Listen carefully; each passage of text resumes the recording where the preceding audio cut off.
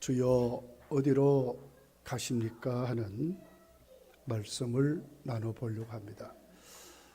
우리 부활절이나 성탄절만 되면 코바디스라는 영화를 보게 됩니다.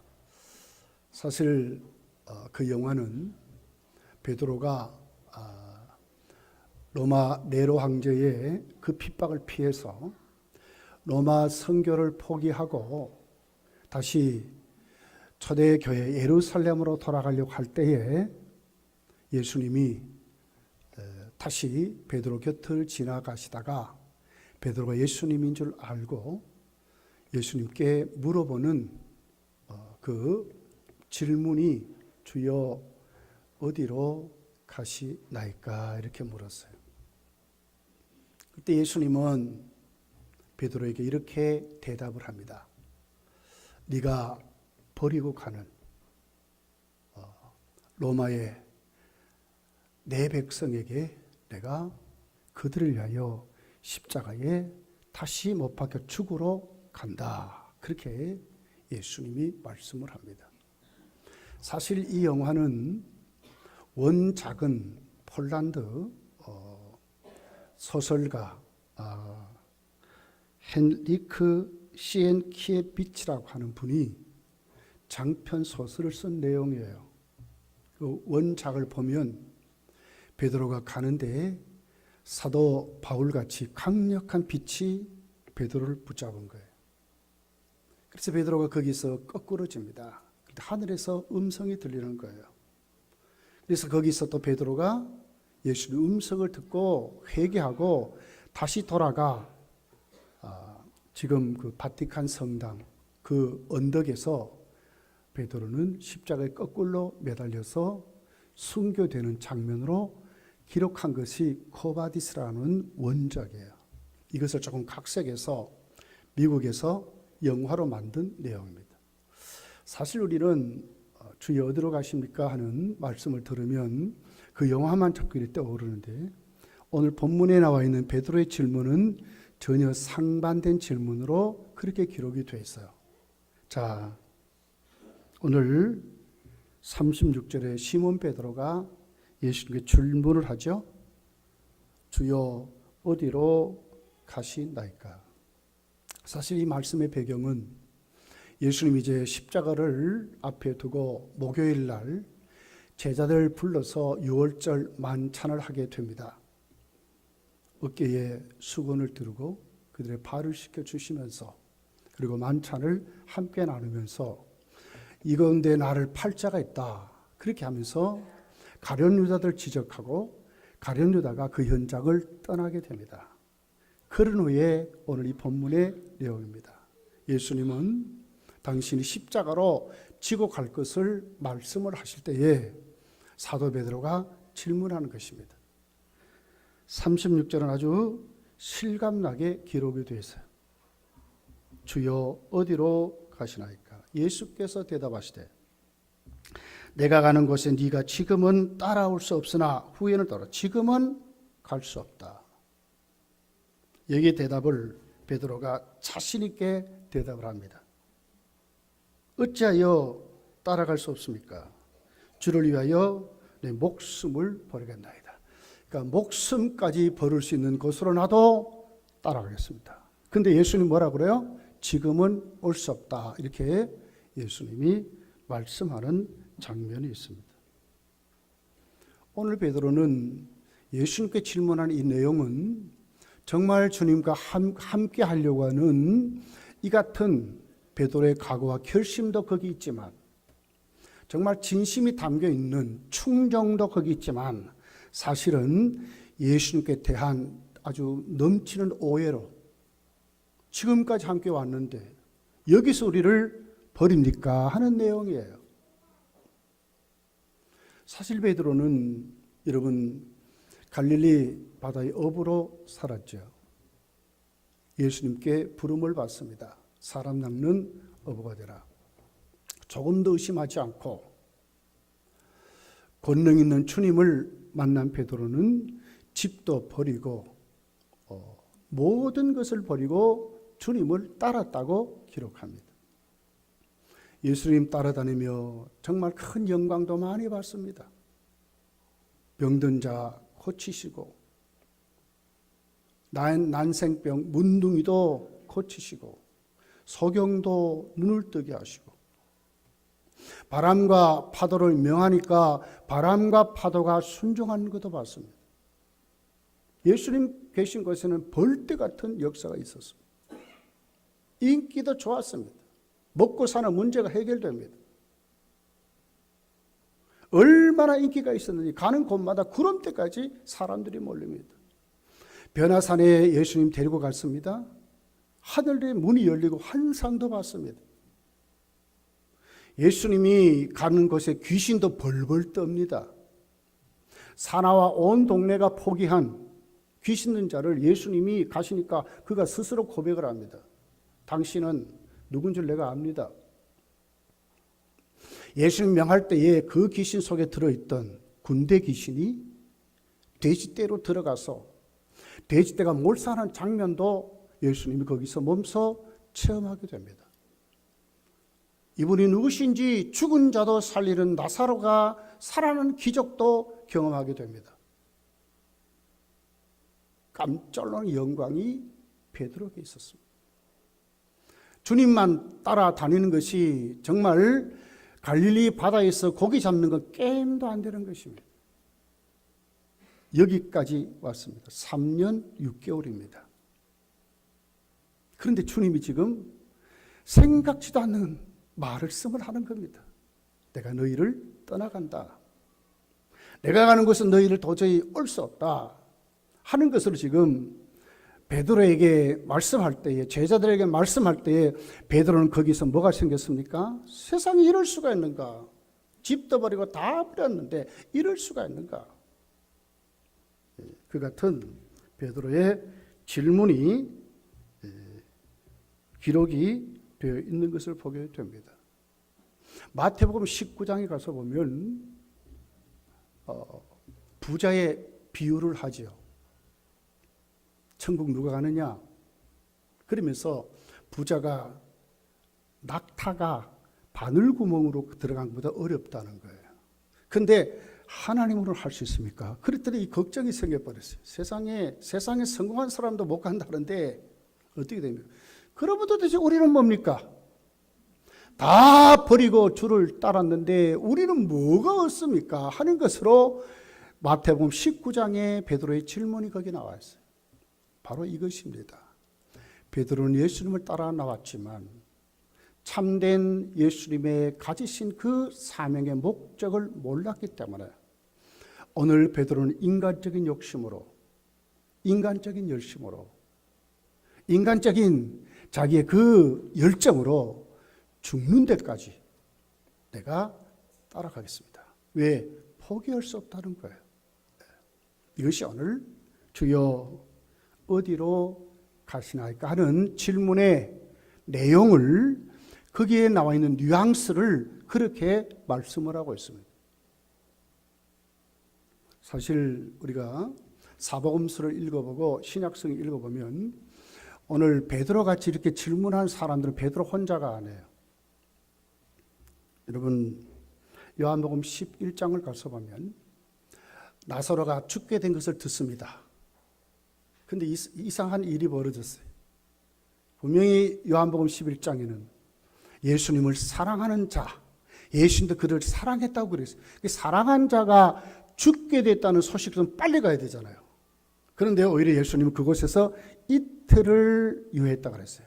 오히려 이틀을 가지 않고 거기서 예수님이 쉬시고 이렇게 하신 거예요. 그러고는 또 뭘 합니까? 예루살렘으로 가자는 거예요.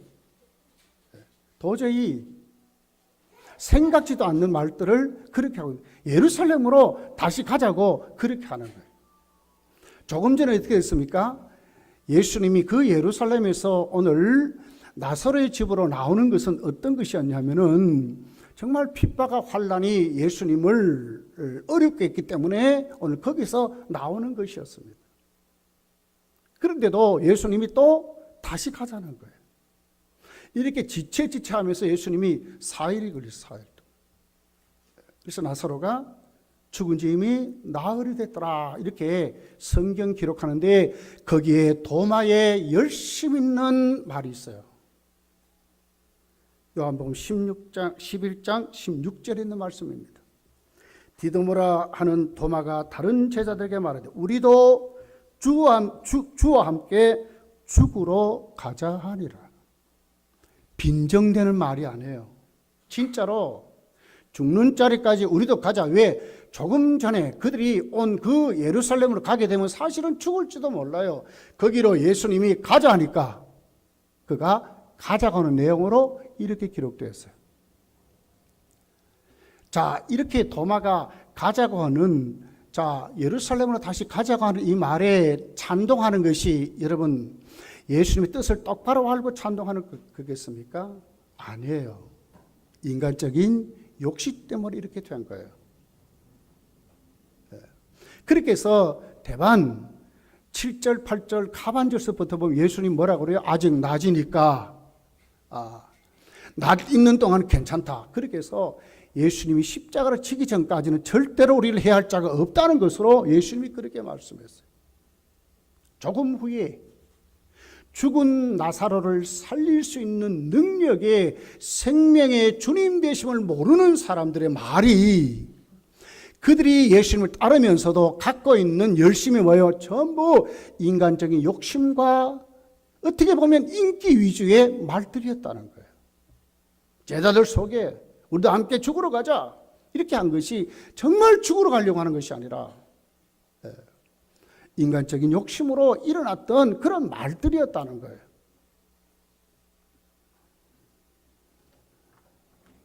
마가복음 10장을 가서 보면 예수님의 제자 요한과 야고보가 그의 어머니가 와서 이렇게 대답합니다. 당신의 나라가 임하면 우리 아들 좀 앉혀주시오. 한쪽은 우편에 한쪽은 좌편에 앉혀주시오. 그렇게 말하니까 예수님 그래요? 거기 앉혀주는 것은 하늘에 계신 아버지가 하실 것이다. 그러나 너희가 내 잔을 받아야 한다. 이렇게 말하니까 거기서 덥석 말을 하는 거예요. 우리가 그 잔을 자신 있게 받겠습니다. 그러면서 그 잔의 의미를 모르고 그렇게 하는 것을 보세요. 이것이 여러분 정말 십자가로 나중에 순교한다고 하는 예수님의 의미를 알고 하는 말일까요? 이게 모르고 하는 말들이라는 거예요. 주여 어디로 가십니까? 정말 십자가로 죽으러 가는 그 십자가의 의미를 모르고 오늘 베드로가 이렇게 질문했듯이 성경에 오늘 세움을 받았던 제자들의 모습도 이랬다는 거예요. 제자였지만 제자로서의 사명을 감당하지 못한 그릇들이 어떤 모습이었는가를 가리키는 거예요. 마태복음 26장을 가서 보면 오늘 예수님이 베드로를 책망하시던 장면이 그대로 답습이 됩니다. 죽는 자리까지 가겠습니다. 38절에 예수님 뭐라고 그래요? 네 오늘 다 굴기 전에 3번이나 나를 부인하리라. 주님 어디로 가십니까? 죽는 자리까지 내가 따라가겠습니다. 이런 그 베드로에게 예수님의 대답은 뭐였어요? 네가 나를 부인하리라. 3번이나 부인하리라. 이렇게 말했어요. 마태복음 26장 69절서부터 있는 내용입니다. 제가 한번 읽어볼게요.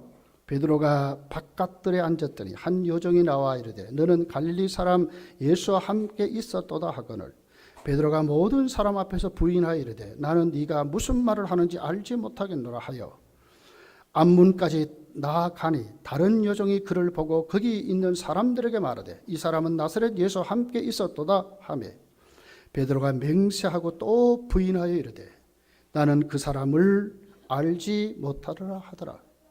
조금 후에 곁에 있던 사람들이 나와 베드로에게 이르되 너도 진실로 그 도당이라 네 말소리가 너를 표명한다 하거늘 그가 저주하여 하며 맹세하여 이르되 나는 그 사람을 알지도 못하노라 하니 곧 닭이 울더라.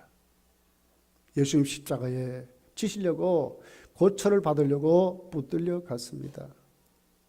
제사장의 뜰에 세워졌습니다. 그럴 때 베드로가 멀찌마키 안 가볼 수는 없고 그래서 따라갑니다.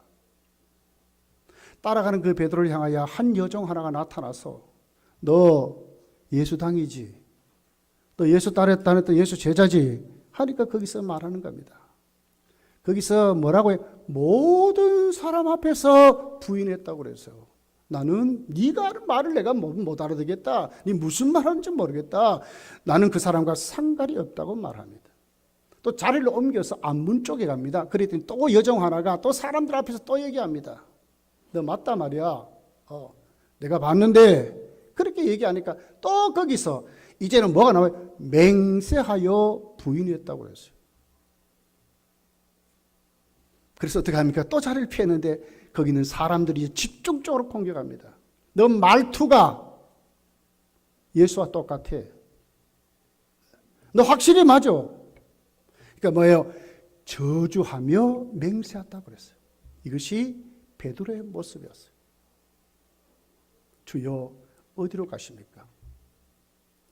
여기에 대한 의미를 똑바로 몰랐을 때, 이 사명이 뭔지 몰랐을 때 베드로는 인간적인 열심을 가지고 욕심으로만이 세워지려고 했을 때에 베드로의 그 결론이 뭐냐, 결과가 뭐냐, 예수님을 맹세하고 저주하는 자리까지 갈 수밖에 없었다고 성경이 기록하는 것입니다. 오늘 예수님은 그 베드로를 향해서, 그 제자를 향해서 말하는 겁니다. 내가 가는 곳을 따라올 수 없다고 말했습니다. 그렇다면 그것이 어디기에 오늘 제자들이 갈 수 없습니까? 1차적인 의미는 십자가로 지러 가는 것입니다. 택한 자기 백성들의 죄짐을 지고 대속의 죽음으로 나가시는 곳이 예수님이 지금 가신다고 하는 그곳입니다. 2차적인 의미는 요한복음 14장에 있는 그대로 천국을 말할 것입니다. 그러나 1차적인 의미는 어디로 가시는 겁니까? 자기 백성들의 죄짐을 지고 가시는 어린 양 십자가의 죽으러 가시는 대속의 죽음을 말하는 것입니다. 꿈에도 제자들은 이 사실을 지금 모릅니다. 영광만 봤습니다. 인간적인 열심만 봤습니다. 그래도 이 정도 되면 내가 돼야 되지 않겠는가? 내가 그래도 선임인데, 내가 이렇게 그래도 이름 깨나 있는데 뭐 이러고들 있는 거예요. 죽는 자리인지를 모르는 거예요. 존귀 영광은 주님 받으시옵소서, 멸시 천대는 내가 받습니다 하는 이 자리인 것을 모르는 거예요. 두 가지 이유 때문에 못 가는 것입니다. 첫째는 십자가의 의미를 모르기 때문에 못 가는 것입니다. 세상에 많은 의로운 죽음이 있습니다. 친구를 대신해서, 나라와 국가를 위해서 애국자로, 때로는 부모가 자식을 위해서, 자식이 부모를 위해서 장기도 떼어내주고, 뭐 그런 죽음도 있습니다. 6.25 때에 또 건물이 무너질 때에 자기 자식을 보호하려고 안고 부모는 죽고 자식이 살아나는 이런 어려운 죽음도 많이 있습니다. 그러나 오늘 성경이 말하는 십자가로 나가시는 주님의 죽음은 전혀 다른 색깔이고 다른 의미로 본질이 다른 것입니다.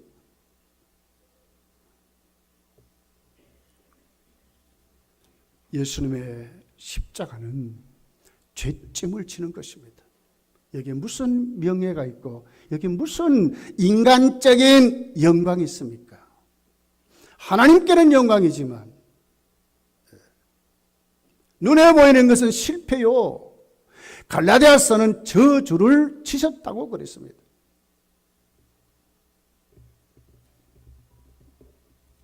오늘 사도 베드로는 너무나 착각하고 지금 있는 것입니다. 여러분, 예수님은 성만찬상에서 이렇게 말씀합니다. 마태복음 26장 26절에 보면 그들이 먹을 때에 예수께서 떡을 가지사 축복하시고 떼어 제자들에게 주시며 이르시되 받아서 먹으라 이것은 내 몸이라 죽으실 것을 말합니다. 찢어져서 생명을 살리는 살로 말합니다. 대속의 죽음으로 그들의 죄를 용서하시는 속죄 피를 그렇게 말하고 있습니다. 여러분, 이곳에 어떻게 베드로가 그 십자가를 질 수 있겠습니까? 누가 이 대속의 십자가를 집니까? 사람으로는 할 수 없는 거예요. 예수님만이 대속의 십자가를 질 수 있는 거예요.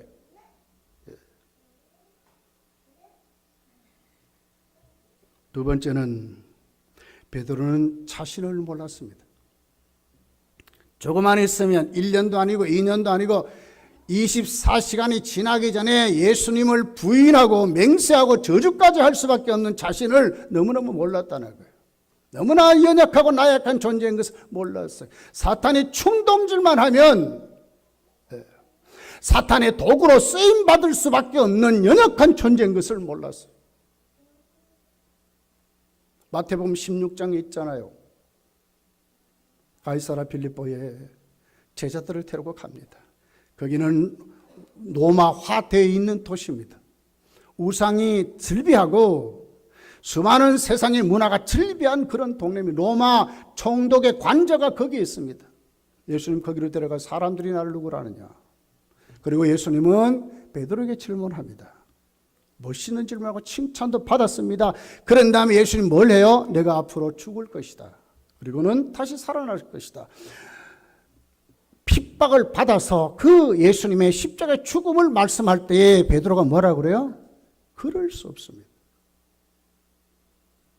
반대하여 항거했다고 그랬어요. 이것이 베드로의 모습입니다. 모르니까. 내가 그 자리에 가면 무엇을 해야 되는지를 모르니까 주여 어디로 가십니까?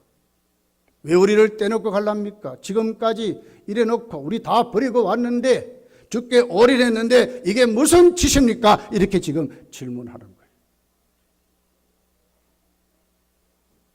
자기 능력으로만 되는 줄 알았어요. 자기 열심으로만 되는 줄 알았어요. 자기의 각오와 결단만으로 되는 줄 알았어요. 그런 베드로에게 예수님 뭐라 그러죠? 다 굴기 전에 네가 나를 3번이나 부인하리라. 이것이 베드로의 모습이었다는 거예요. 자기를 정말 몰랐어요. 하나님의 일은 사람의 일이 아닌 것을 몰랐어요. 하나님의 일은 인간적인 열심으로만이 되지 않는 것을 몰랐어요. 이는 힘으로 능으로 되지 아니하고 오직 하나님의 신으로만 되는지를 몰랐다 그 말이에요.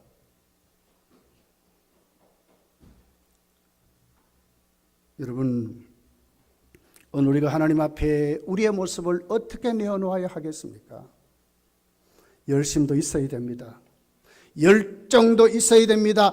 각오와 결단도 있어야 됩니다. 그러나 그 바탕이 깨어져서 의미를 똑바로 알고 주님의 이런 것을 알고 주님 앞에 오늘 또 세워지는 내 자신의 연약함을 내어놓고 하나님의 권능을 입는 그런 모습을 우리가 세워져야 한다고 하는 것입니다.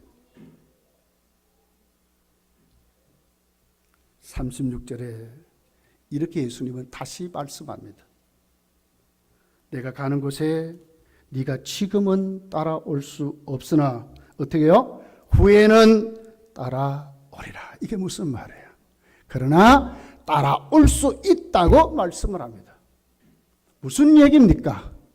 베드로 같은 그런 자일지라도 예수님을 오해하고 잘못 이해해서 예수님께 도전하는 그런 자일지라도 하나님 앞에 다시 다음에는 후에는 다시 따라올 수 있는 자가 된다고 말씀합니다.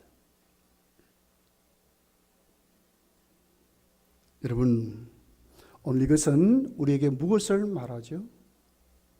예수님같이 대속의 십자가를 질 수 있는 사람은 이 세상에 아무도 없습니다. 그 자리에 우리는 갈 수 없어요. 그러나 오늘 또 우리에게 주어진 정말 하나님이 그 주의 일을 하게 하는 희생의 사역의 사명의 십자가를 질 수 있다고 지금 말하는 것입니다. 똑바로 알고 똑바로 세워져서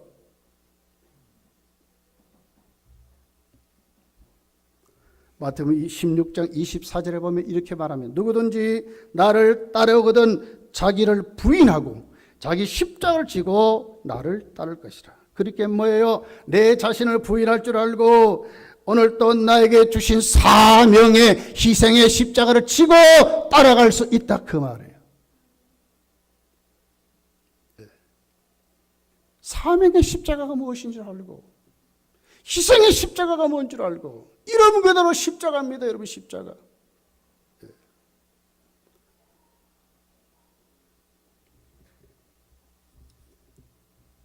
어떤 분들은 정말 복음 때문에 박해의 십자가도 칠 수 있습니다. 어떤 분들은 정말 하나님의 공의가 무너진 그곳에 선지자같이 하나님의 말씀을 전하고 공의를 선포하며 공의롭게 살아가는 성도의 삶으로 십자가를 칠 수 있습니다. 약한 사람, 쓰러진 사람, 병든 사람, 절망한 사람들에게 복음으로 그들을 세우고 그들을 위로하고 그들을 하나님의 자녀로 세워가는 사명의 십자가를 칠 수 있습니다. 학대받고 정말 망해가는 사회를 향하여 길이요 진리요 생명은 예수 그리스도 밖에 없다고 하는 말씀의 십자가를 치는 사람들이 있을 수 있습니다.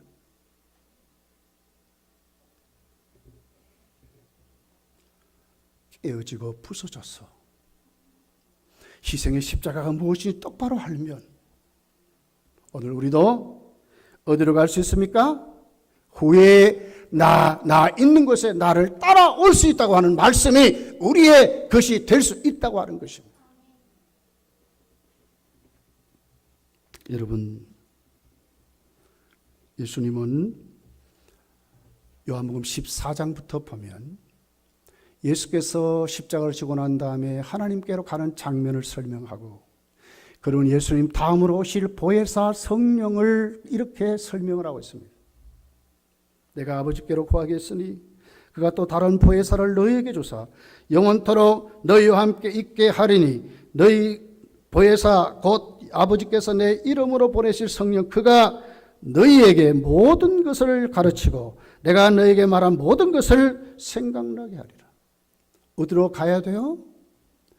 우리의 힘으로 할 수 없고 하나님 앞에 내 모습이 정말 쓰임받는 십자가를 지고 예수님이 말씀하신 그 자리로 우리가 갈 수 있는 그런 사람은 누구예요? 성령이 오늘 또 우리에게 오셔서 성령으로 함께한 그런 사람들이 쓰임을 받을 수 있다고 말씀을 하고 있습니다.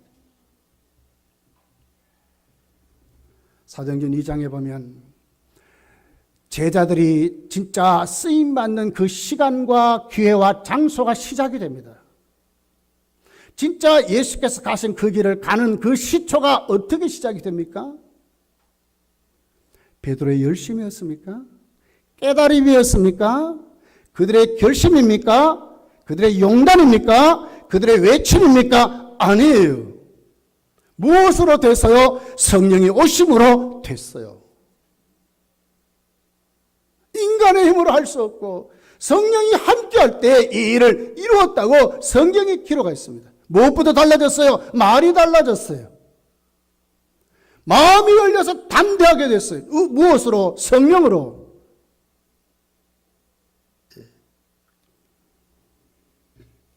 사도행전 4장 19절 20절에 가면 공회에 붙들려 갑니다. 성령 충만했다고 그랬습니다.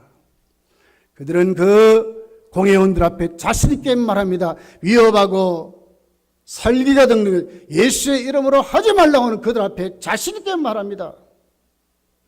하나님 앞에서 너희 말 듣는 것이 하나님의 말씀 듣는 것보다 옳은가 판단하라. 우리는 보고 들은 것을 말하지 아니할 수 없다.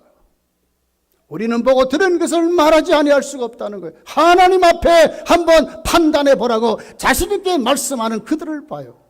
예수 이름으로 하겠다는 말은 아닙니까?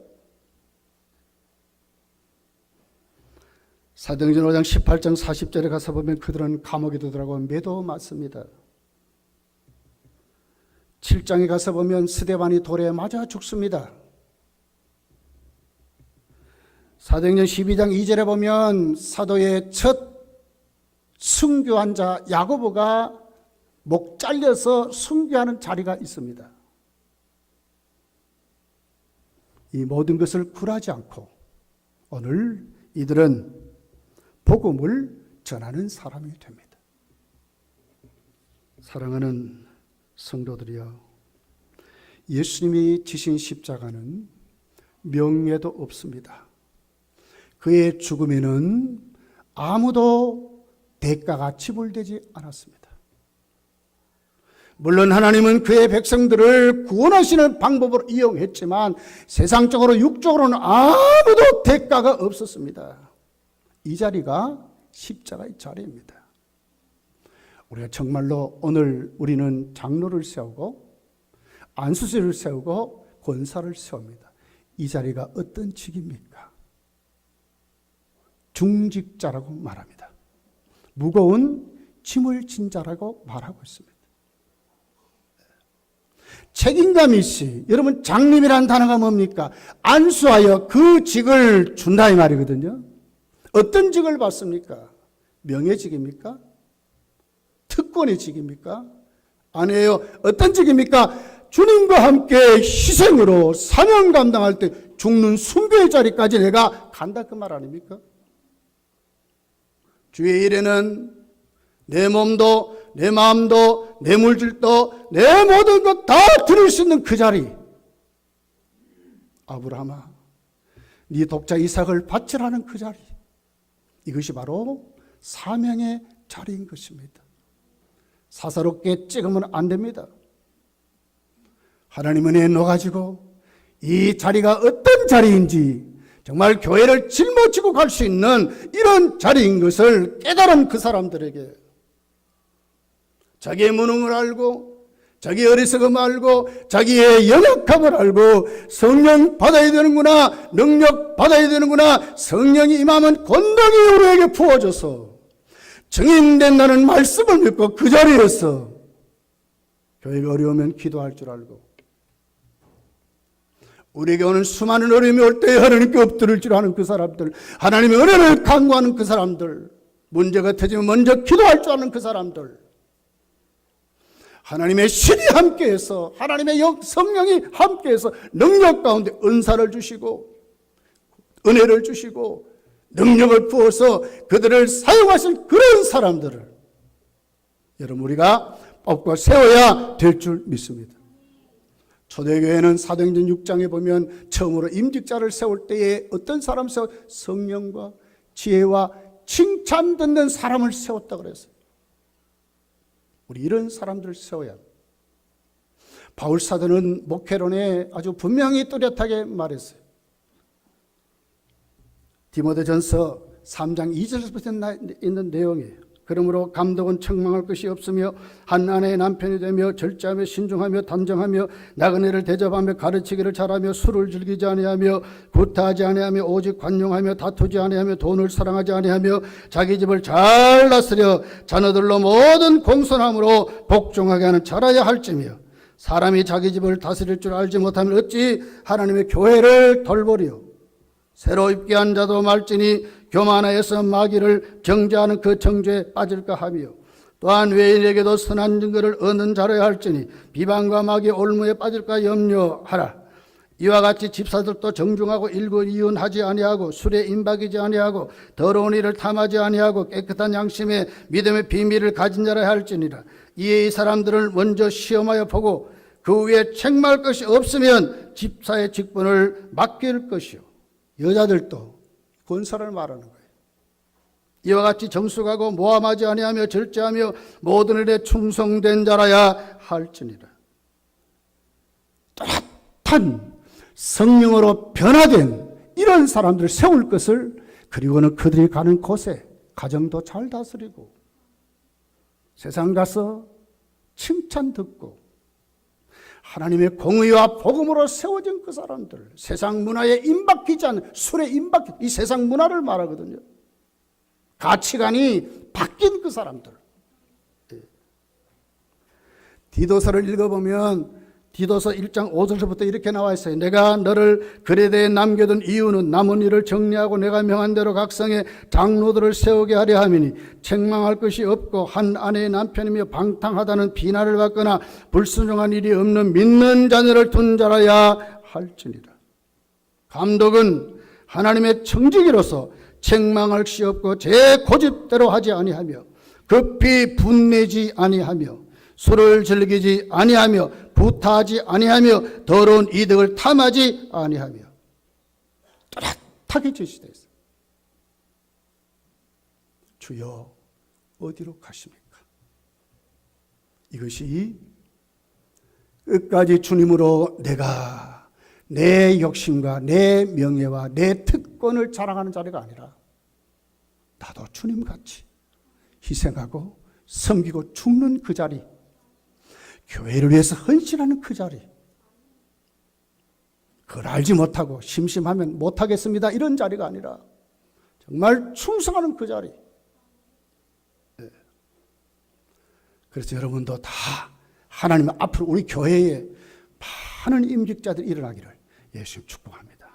기도하겠습니다. 말씀을 생각하면서 기도합시다.